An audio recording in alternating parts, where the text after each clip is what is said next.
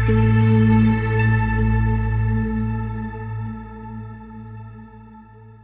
Investor's Lens, a podcast series by UTI Mutual Fund. UTI mutual fund द्वारा प्रस्तुत podcast series में आपका स्वागत है। वेलकम। आज हम डिस्कस करने वाले हैं एक यूनिक इन्वेस्टमेंट सोल्यूशन के बारे में, जिसमें आपके पैसे एक बास्केट के एसेट क्लास में डाला जाएगा। इस एक बास्केट के एसेट क्लासेस में 3 तरीके के एसेट क्लासेस होते हैं: equity, commodity and fixed income. तो इसके बारे में और भी जानकारी हमें देने के लिए मेरे साथ आज मौजूद हैं एसेट मैनेजमेंट एक्सपर्ट मिस्टर अंकित सिंघानिया। आपका बहुत बहुत वेलकम है इस शो पर। Thank you. अब मल्टी एसेट एलोकेशन फंड, जो कि इस फंड का नाम है, ये काफ़ी यूनिक है और इसके बारे में चर्चा तो ज़रूर करना चाहूँगी, क्योंकि इसमें सीखने को बहुत कुछ मिलेगा। तो सबसे पहले आपसे मैं ये पूछना चाहूँगी कि MAAF multi asset allocation fund है क्या? अगर हम मल्टी एसेट एलोकेशन फंड की बात करें तो जैसा कि नाम ही बताता है, it is a combination of multiple asset classes. Correct. अब ये मल्टीपल एसेट क्लासेस क्या है? पर्टिकुलरली 3 एसेट क्लासेस का इसमें यूज़ किया जाता है: इक्विटी, फिक्स्ड इनकम और कमोडिटी कमोडिटी में भी पर्टिकुलरली गोल्ड और सिल्वर।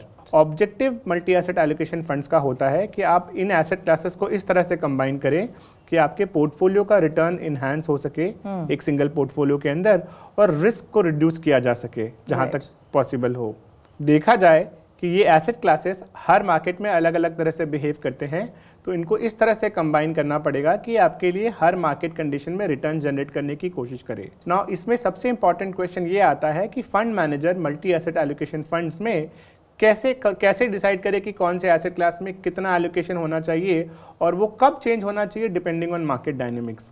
इसके लिए लोग या म्यूचुअल फंड हाउसेस अपना एक प्रोप्राइटरी फाइनेंशियल मॉडल तैयार करते हैं, जिसमें मार्केट वेरिएबल्स के हिसाब से मॉडल डिसाइड करता है या मॉडल एक इंडिकेशन देता है कि किस पर्टिकुलर मार्केट में कैसा एलोकेशन होना चाहिए। ये मॉडल हर AMC के लिए अलग अलग हो सकता है, बट ऑब्जेक्टिव सबका यही है कि इन्हांस किया जाए रिटर्न को और रिस्क को रिड्यूस करने की कोशिश करें, ताकि आपके लिए better risk adjusted return generate किया जा सके। अंकित जी, ये काफ़ी इंटरेस्टिंग है और आपने अभी मॉडल ड्रिवन अप्रोच के बारे में बात की है, तो ये कैसे होता है? जैसा कि मैंने बताया, ये particular asset classes equity, fixed income और गोल्ड डिफरेंट मार्केट में डिफरेंट तरह से बिहेव करते हैं। तो ये जो प्रोप्राइटरी फाइनेंशियल मॉडल है, इसका ये यूज़ है कि वो मार्केट डायनेमिक्स के हिसाब से एक डिफाइंड फ्रेमवर्क में आपको एसेट एलोकेशन का इंडिकेशन दे। अब ये वेरिएबल्स क्या हैं? ये वेरिएबल्स बहुत तरह के वैल्यूएशन वेरिएबल्स हो सकते हैं, जैसे price to earning ratio, price to book value, या इक्विटी यील्ड या फिक्स्ड इनकम यील्ड का डिफरेंस, या डिविडेंड यील्ड कंपनीज का। इन सब फैक्टर्स के बेसिस पे मॉडल एक इंडिकेशन देता है कि एक पर्टिकुलर एसेट क्लास अभी कितना अट्रैक्टिवली वैल्यूड है, और उसके हिसाब से फंड मैनेजर एक डिसीजन ले सकते हैं कि एक पर्टिकुलर एसेट क्लास में कितना एलोकेशन किया जा सके। नाउ यहाँ पे एक ये चीज़ देखा जा सकता है कि ये प्रोप्राइटरी फाइनेंशियल मॉडल का इम्प्लीमेंटेशन इसलिए किया गया है ताकि ह्यूमन इंटरवेंशन को कम किया जा सके, because human beings are subject to their own biases. तो उसको कम करने के लिए, उसको सरकमवेंट करने के लिए AMCs या फंड मैनेजर्स इन तरह के मॉडल को इम्प्लीमेंट करते हैं, ताकि एक डिसिप्लिन डिफाइंड वे में एसेट एलोकेशन किया जा सके। काफ़ी चीज़ें सीखने मिल रही हैं, तो अब बताइए कि कैसे डिसाइड होता है कि कब इक्विटी, फिक्स्ड इनकम या कमोडिटीज़ या गोल्ड में इन्वेस्ट करना है? जैसा कि मैंने आपको बताया कि मल्टी एसेट एलोकेशन फंड एक एक्टिवली मैनेज स्ट्रैटेजी है, जहां फंड मैनेजर अपने अंडरस्टैंडिंग के हिसाब से डिसाइड कर सकते हैं कि पर्टिकुलर एसेट क्लासेस में कितना एलोकेशन होना चाहिए। लेकिन यहाँ पर ह्यूमन बायसेस को एलिमिनेट करने के लिए कुछ फंड हाउसेस ने एक प्रोप्राइटरी फाइनेंशियल तैयार किया हुआ है, जो मार्केट वेरिएबल्स के हिसाब से इंडिकेशन देता है कि पर्टिकुलर एसेट क्लास में कितना एलोकेशन किया जा सकता है। अगर हम उसी में बात करें इक्विटी एलोकेशन की, तो मार्केट वेरिएबल्स जैसे कि price to earning ratio, price to book value, dividend yield या यील्ड गैप, इन चारों फैक्टर्स के बेसिस पे एक इंडिकेशन लगाया जा सकता है कि मार्केट अभी किस पोजीशन पे है, या एक्सपेंसिव जोन में है या करेंटली चीप जोन में है, और उसके हिसाब से इक्विटी का एलोकेशन किया जा सकता है। अगर हम गोल्ड की बात करें तो गोल्ड में वैसे तो बहुत सारे डायनेमिक्स काम करते हैं, बट अगर रिलेटिव अट्रैक्टिवनेस में हम बात करें और गोल्ड टू इक्विटी रेशियो जैसा एक फैक्टर पकड़ के ये आइडेंटिफाई करें कि गोल्ड अभी कितना अट्रैक्टिवली वैल्यूड है इन रिलेशन टू इक्विटी, वो आपको गोल्ड के एलोकेशन में हेल्प करता है। और अब अपने अगर 2 एलोकेशन डिसाइड कर लिया है 2 एसेट क्लासेस का, इक्विटी और फिक्स्ड इनकम, तो जो बच जाता है वो आप फिक्स्ड इनकम में डाल सकते हैं। हर फंड हाउस का अपना एक अलग तरीका है एसेट एलोकेशन का। कुछ प्रोप्राइटरी फाइनेंशियल मॉडल यूज करते हैं, कुछ फंड मैनेजर के डिस्क्रिप्शन के हिसाब से एलोकेशन करते हैं, बट ऑब्जेक्टिव हर स्कीम का यही है कि आपको एसेट क्लास का इस तरह से कॉम्बिनेशन दिया जाए कि आपका रिटर्न एनहांस हो सके और आपका रिस्क को कम किया जा सके। सुनने में ये थोड़ा सा कॉम्प्लेक्स ज़रूर है पर उतना ही इंटरेस्टिंग है, तो इसीलिए ज़रूरी है कि हम टैक्स एफिशिएंसी के बारे में बात करें। तो MAAF multi asset allocation fund के टैक्स बेनिफिट्स के बारे में बताइए। अगर हम मौजूदा टैक्स लॉस के बारे में बात करें तो उसके हिसाब से मल्टी एसेट एलोकेशन फंड में 2 टैक्स एडवांटेज हैं। पहला कि multi asset allocation fund market dynamics के हिसाब से एलोकेशन चेंज करते रहता है बिटवीन डिफरेंट एसेट क्लासेस, जैसे इक्विटी से फिक्स्ड इनकम से गोल्ड, गोल्ड से वापस इक्विटी, और इस सारे चर्निंग प्रोसेस में जो टैक्स इंसिडेंस होता है वो म्यूचुअल फंड के लिए एप्लीकेबल नहीं है, म्यूचुअल फंड एग्जेम्प्टेड हैं। तो इस चर्निंग के पूरे प्रोसेस में आपका टैक्स बच जाता है multi asset allocation fund structure में।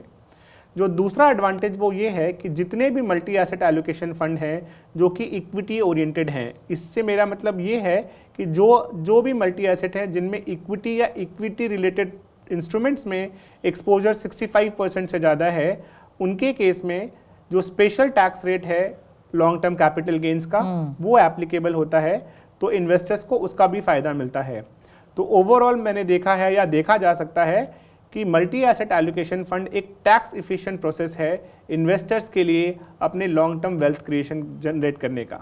इसलिए ऐसा कहा जा सकता है कि मल्टी एसेट एलोकेशन फंड एक टैक्स इफिशिएंट वे है आपके लिए लॉन्ग टर्म वेल्थ क्रिएशन के प्रोसेस में। तो ये तो बहुत अच्छी बात है। तो फिर किन किन इन्वेस्टर्स को सच में इसमें इन्वेस्ट करना चाहिए? वैसे तो हम ये कह सकते हैं कि multi asset allocation fund her category of investors के लिए यूज़फुल है और वो उसको अपने पोर्टफोलियो का पार्ट बना सकते हैं, लेकिन पर्टिकुलरली वैसे इन्वेस्टर्स जिनको बाज़ार के उतार चढ़ाव को कंट्रोल करते हुए अपने लिए रिटर्न जनरेट करना है, उनके लिए मल्टी एसेट एक बहुत ही ऑप्टिमल सेंस बनाता है, बिकॉज ये एक बैलेंस अप्रोच यूज़ करता है with combination of different asset class, ताकि आपके लिए लॉन्ग टर्म में better risk adjusted return generate हो सके। सो ऑल दोज इन्वेस्टर्स जो कि अपने पोर्टफोलियो में रिस्क एडजस्टेड रिटर्न को ध्यान में रखते हुए वेल्थ क्रिएशन करना चाहते हैं, उनके लिए मल्टी एसेट एक गुड चॉइस हो सकता है। चलिए, बहुत अच्छी बात है कि मल्टी एसेट एलोकेशन फंड हर कैटेगरी के इन्वेस्टर्स के लिए अच्छा है। इसी के साथ एपिसोड खत्म होता है। मल्टी एसेट एलोकेशन फंड्स के बारे में जो जानकारी, जो इनवैल्यूएबल इंसाइट्स आज हमें मिस्टर सिंघानिया ने दी है वो बहुत अच्छी रही हैं और आपको अपने इन्वेस्टमेंट जर्नी में हेल्प करेगा, यही उम्मीद करते हैं। हमारे एसेट मैनेजमेंट एक्सपर्ट मिस्टर अंकित सिंघानिया आज हमारे साथ जुड़े, उसके लिए बहुत बहुत शुक्रिया। Thank you for having me on the show. और हमारे लिसनर्स से बस यही कहना चाहूँगी कि सब्सक्राइब ज़रूर कीजिएगा और आपकी इन्वेस्टमेंट जर्नी में अगर कोई भी बदलाव आ रहा हो तो उसके लिए तो हम ज़रूर खुश ही हो रहे हैं। अगली बार आएंगे एक नया एपिसोड लेकर नए टॉपिक के साथ। तब तक के लिए हैप्पी इन्वेस्टिंग।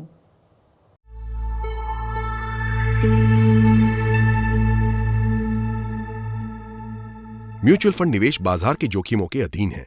योजना से जुड़े सभी दस्तावेजों को ध्यान से पढ़ें।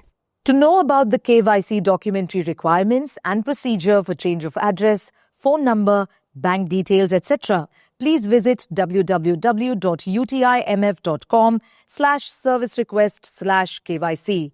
Please deal with only registered mutual funds, details of which can be verified on the SEBI website under intermediaries/market infrastructure institutions.